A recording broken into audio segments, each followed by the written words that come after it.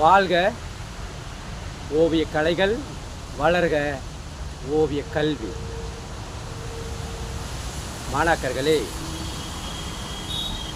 கடந்த காணொளிகளில் நான் குறிப்பிட்டிருந்த ஒரு வாக்கியம், இந்த உலகத்தை நிரந்தரமாக ஆண்டு கொண்டிருப்பது கற்பனை என்று சொல்லியிருந்தேன்.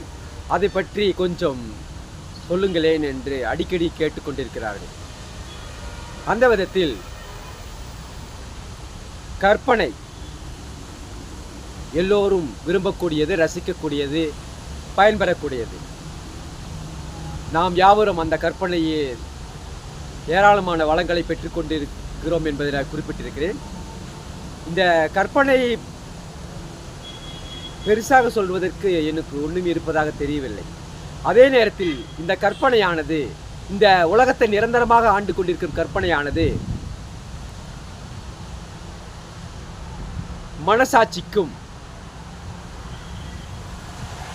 அந்த மண்ணுக்குரிய சட்டத்திற்கும் இயற்கை சட்டத்திற்கும் முரணற்ற ஒரு கற்பனை. அந்த கற்பனை தான் இந்த ஓவியக்கலைகள் ஆசிரியர் குறிப்பிட்டேன் என்பதை நினைவில் கொள்ளுங்கள். மிகச்சிறந்த கற்பனை என்ற வார்த்தை கூட நீங்கள் முன்னொட்டாக சேர்த்துக் கொள்ளலாம். ஏனெனில் நாம் இன்று வாழ்ந்து கொண்டிருக்கும் வாழ்க்கையானது சற்று கற்பனை கலந்து இல்லையா, யதார்த்தத்திலிருந்து கொஞ்சம் நகாசு வேலைப்பாடுகள் செய்யப்பட்ட ஒரு வாழ்வியலாக இருக்கும்.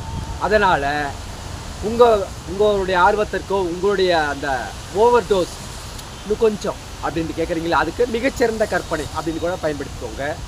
ஆக மொத்தத்தில் கற்பனையானது, நான் குறிப்பிட்ட கற்பனையானது மனசாட்சி, இந்த மண்ணுக்குரிய சட்டம், இயற்கை சட்டம், இதற்கு முரணற்ற ஒரு கற்பனை, இதற்கு எவ்விதத்திலும் முரண்பாடற்ற ஒரு கற்பனையே உங்களுக்கு யாவற்றையும் கொடுத்து கொண்டு இருக்கும்.